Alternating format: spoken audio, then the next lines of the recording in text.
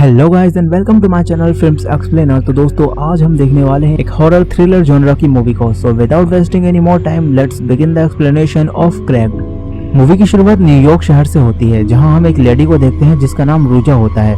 Ruja के husband की death हो चुकी होती है और रूजा की एक बेटी रेचल होती है, मगर रेचल अब धीरे धीरे ब्लाइंड हो रही होती है और अगर उसकी आंखों की सर्जरी ना हो तो कुछ दिनों में वो पूरी तरह से ब्लाइंड यानी अंधी हो जाएगी। लेकिन यहाँ रेचल की सर्जरी के लिए रूजा के पास बिल्कुल भी पैसे नहीं होते, इसलिए वो एक आदमी से पैसे उधार मांग रही होती है। लेकिन वो आदमी भी रेचल को पैसे देने से मना कर देता है, जिससे रूजा परेशान और दुखी होकर अब रोने लगती है।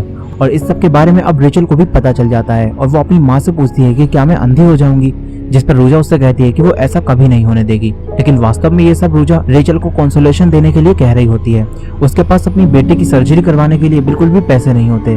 वो रात में उठती है और अपने हस्बैंड की पिक्चर को देखकर रोने लगती है। तभी उसके दरवाजे पर एक आदमी आता है जिसका नाम विचाई होता है। वो रूजा को बताता है कि मैं तुम्हारे डैड का दोस्त हूँ और अब तुम्हारे डैड की डेथ हो गई है, इसलिए तुम्हें वापस अपने मॉम डैड के घर थाईलैंड आना होगा। अब इसके बाद सीन यहाँ से कट होता है और रूजा वापस रेचल के पास अपने बेड पर आकर लेट जाती है। और तभी जहाँ रेचल लेटी होती है वहाँ एक ओल्ड लेडी का घोस्ट आता है और वो रूजा से कहता है कि वापस मत जाना। लेकिन डर की वजह से रूजा की आंख खुल जाती है और रियल में बस ये रूजा का एक सपना होता है। मगर अब रूजा विचाई के साथ वापस थाईलैंड आ गई होती है। रोजा यहाँ काफी समय बाद आई होती है क्योंकि वो बचपन में ही अपनी मॉम के साथ कई साल पहले न्यूयॉर्क शहर चली गई थी।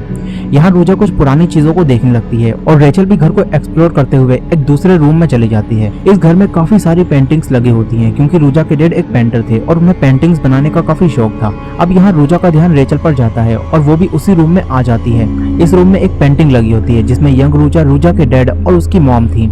अब इसके बाद रोजा इस घर की पुरानी मेड से मिलती है जो कि रोजा को जानती थी। और तभी यहाँ विचाई वापस आ जाता है और वो रूजा से कहता है कि हमें तुम्हारे डैड के पेंटिंग स्टूडियो चलना है। जिसके बाद रूजा रेचल को मेड के पास छोड़कर अपने डैड के पेंटिंग स्टूडियो जाती है जहाँ उसके डैड पेंटिंग किया करते थे। विचाई यहाँ रूजा को एक लेडी की 2 पेंटिंग्स दिखाता है और बताता है कि ये पेंटिंग्स तुम्हारे डैड ने बनाई थी।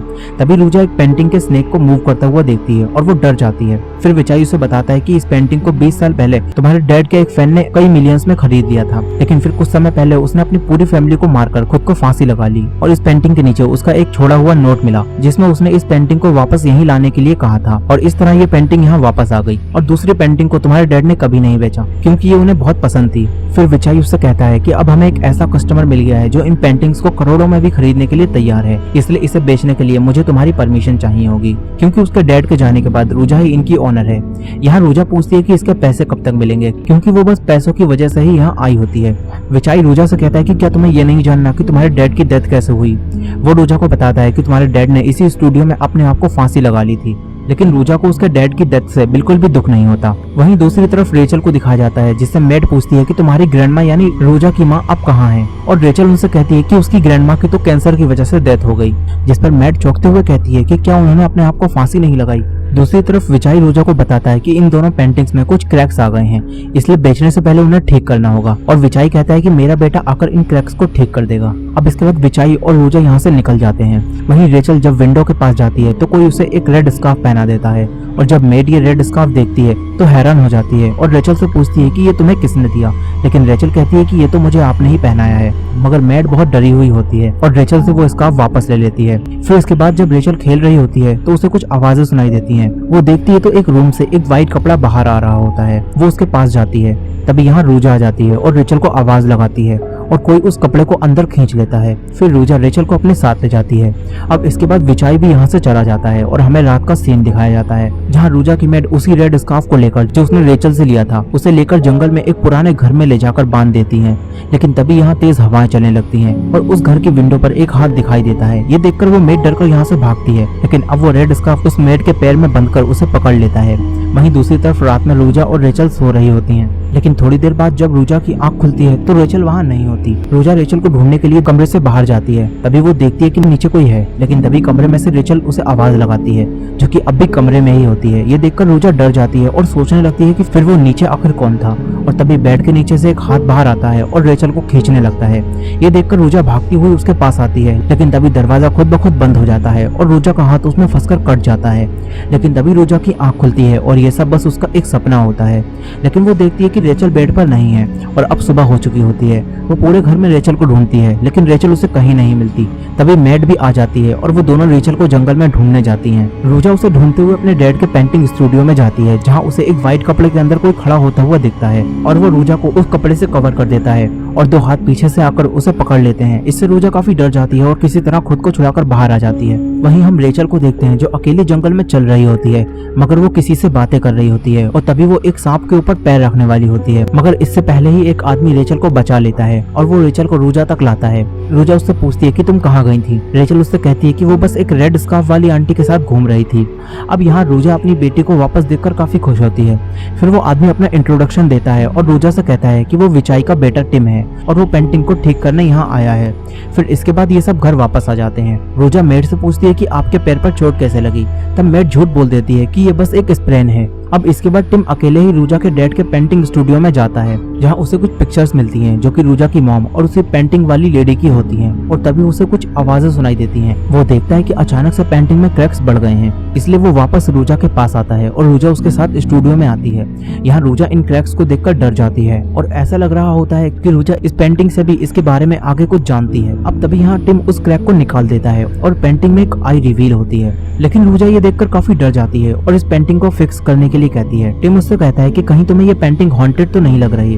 वो कहता है कि तुमने मोनालिसा की पेंटिंग तो देखी ही होगी। लोग कहते हैं कि उस पेंटिंग के सामने आप कहीं भी जाओ ऐसा लगता है कि उसकी आईज आपको फॉलो कर रही हैं, लेकिन इसका मतलब ये नहीं है कि वो पेंटिंग हॉन्टेड है और इस पेंटिंग के साथ भी ऐसा ही है। और इसके बाद जब रोजा इस चीज को ट्राई करती है तो उस पेंटिंग की आईज रोजा को फॉलो कर रही होती हैं, लेकिन अचानक से पेंटिंग की आईज अननेचुरली मूव करती हैं, जिससे रोजा डर जाती है और टिम से इसे फिक्स करने का बोलकर यहाँ से निकल जाती है। लेकिन टिम अब भी उन पेंटिंग के पीछे क्या है इसी बारे में सोच रहा होता है। वहीं जब रोजा घर पहुंचती है तो उसे एक पिक्चर मिलती है और जब रोजा वॉश बेसिन में होती है तो उसे अपना पास्ट याद आता है, जब उसे इसी तरह से अपने बचपन में पिक्चर मिली थी और रोजा उसी घर के पास होती है जिसमें प्रेजेंट में मैड वो रेड स्कार्फ लेकर गई थी। अब यही पास्ट में यंग रोजा की पिक्चर के ऊपर ब्लड गिरता है और वहाँ एक सांप होता है। अब तभी याद करते हुए प्रेजेंट में भी रोजा को वहाँ एक सांप दिखता है, जिससे वो काफी डर जाती है, लेकिन अगले ही पल वो सांप वहाँ से गायब हो जाता है और तभी रोजा को रेचल के चीखने की आवाज आती है। वो तुरंत रेचल के पास जाती है। रेचल उससे कहती कि बेड के नीचे कोई है और रोजा जब देखती है तो कोई नहीं होता, लेकिन तभी रोजा को किसी के पैर दिखते हैं और अचानक से रूम के सारे विंडो और डोर बंद हो जाते हैं और लाइट ग्लिंच होने लगती है और वही पेंटिंग वाली लेडी का घोस्ट रेचल को पकड़कर बैठा होता है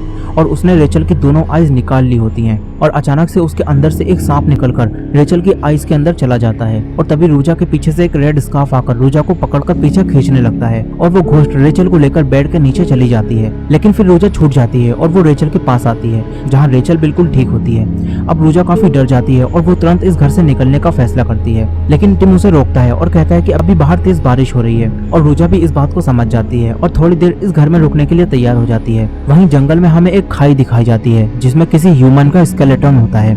अब इसके बाद जब बारिश रुक जाती है तो रोजा टिम के पास जाती है, जहाँ टिम इस वक्त उन्हीं पेंटिंग्स के पास होता है। रोजा उसे बुलाती है और कहती है कि हमें यहाँ से निकलने में मदद करो, लेकिन टिम उससे कहता है कि तुम एक बार अंदर आकर पेंटिंग्स को तो देखो, मगर रोजा नहीं चाहती कि रेचल उन पेंटिंग्स को देखे। वो रेचल से पेंटिंग्स को ना देखने के लिए कहती है और जब रोजा उन पेंटिंग्स को देखती है तो यहाँ टिम ने उस आई के पूरे फेस को रिवील कर दिया होता है और ये उसी आदमी की पेंटिंग होती है जिसने सबसे पहले इस पेंटिंग को खरीदा था, लेकिन इसके बाद उसने खुद को फांसी लगा ली थी। अब टिम मुझसे कहता है कि अगर हम इस पेंटिंग को पील ऑफ कर दें तो शायद हमें सच्चाई पता चल सकती है कि क्यों इस आदमी ने खुद को फांसी लगाई थी, लेकिन रोजा कहती है कि इसके पीछे कोई ट्रूथ नहीं छुपा। फिर रोजा कहती है कि अब मुझे इस पेंटिंग से कोई मतलब नहीं है, बस तुम मुझे यहाँ से निकलने में मदद करो। ये सब रोजा इसलिए कह रही होती है क्योंकि वो जानती है कि उसके साथ जो कुछ भी हो रहा है वो इसी पेंटिंग की वजह से हो रहा है। रियल में ये पेंटिंग हॉन्टेड होती है।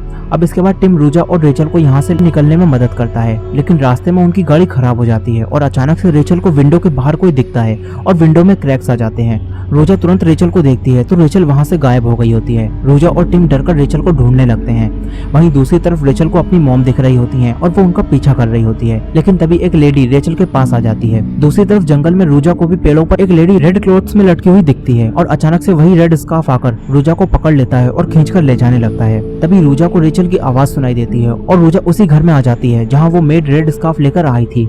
यहाँ रोजा को एक पेंटिंग दिखती है जो कि काफी स्कैरी होती है और तभी रोजा को रेचल की आवाज फिर से सुनाई देती है। वो आवाज का पीछा करती हुई जाती है तो मेड रेचल को उसी खाई में फेंकने वाली होती है जिसमें हमने एक स्केलेटन देखा था। यहाँ मेड रोजा से कहती है कि अगर उसने रेचल को इस खाई में नहीं फेंका तो वो मुझे जीने नहीं देगी। और अब हम उसी सीन को देखते हैं जब मेड उस घर में रेड स्कार्फ बांधकर भाग रही थी, तब एक लेडी के घोस्ट ने मेड को पकड़कर कहा था कि सबको मार डालो, नहीं तो मैं तुम्हें मार दूंगी, और इसी वजह से अब उसे रेचल को इस खाई में फेंकना होगा।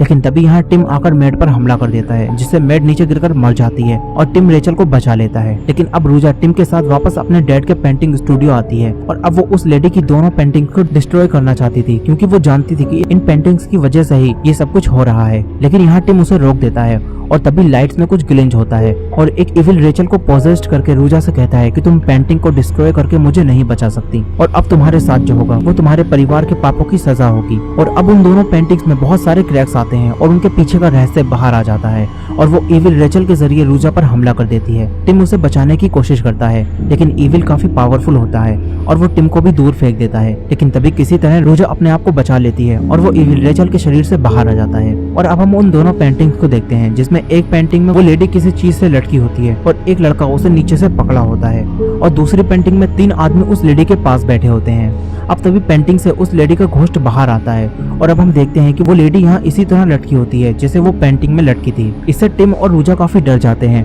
और वो घोस्ट अचानक से गायब होकर टिम के पीछे आ जाता है, जिससे अब रूजा और भी ज्यादा डर जाती है। और तभी यहाँ विचाई भी आ जाता है। रूजा उससे कहती है कि हमें बचा लीजिए।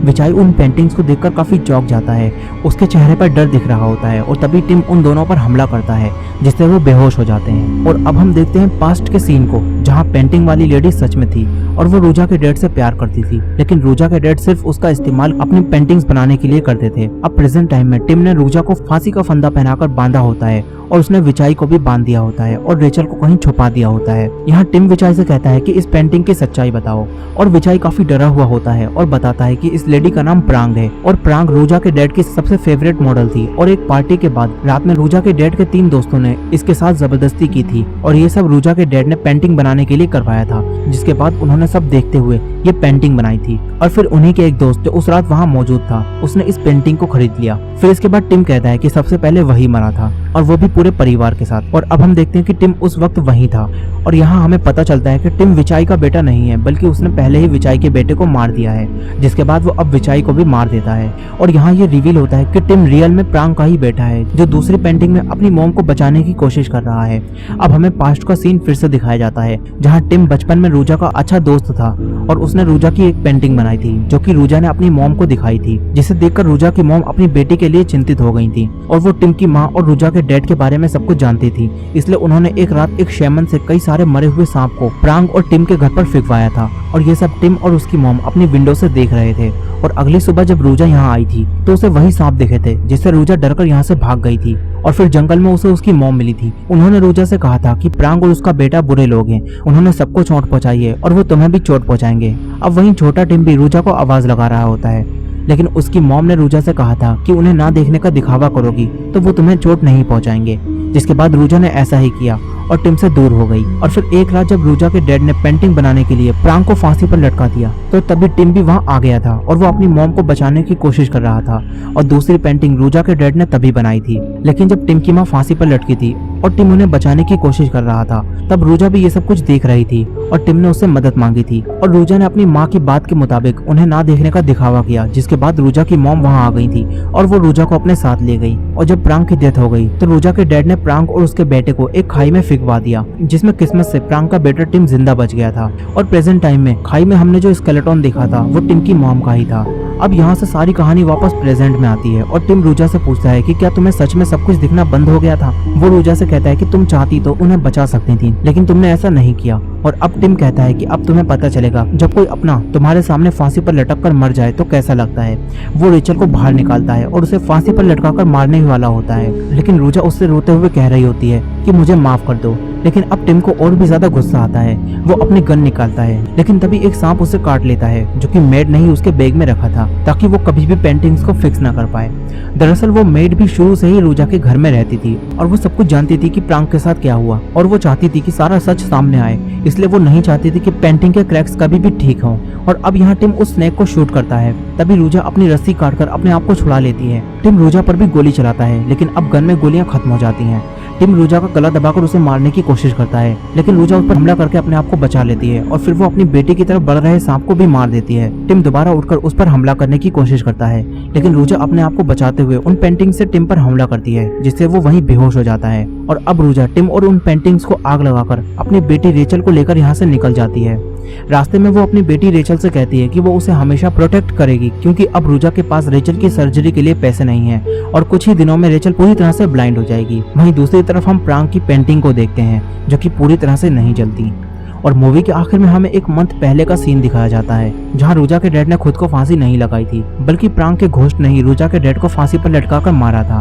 और इसी एंडिंग के साथ ये मूवी यहीं खत्म हो जाती है। तो दोस्तों, इस एंडिंग से सारे डॉट्स क्लियर हो जाते हैं कि क्यों रोजा अपने डैड की डेथ की वजह नहीं जानना चाहती थी, क्योंकि वो जानती थी कि उसके डैड कैसे इंसान थे। और शायद इसी घटना के बाद रोजा की मॉम रोजा को लेकर न्यूयॉर्क शिफ्ट हो गई होंगी। सो दोस्तों, ये थी क्रैक्ड मूवी की फुल स्टोरी। आई होप कि आपको ये स्टोरी पसंद आई होगी। वीडियो पसंद आई हो तो वीडियो को लाइक करना मत भूलिएगा और चैनल पर नए हो तो चैनल को सब्सक्राइब कर लीजिए। मिलते हैं नेक्स्ट वीडियो में।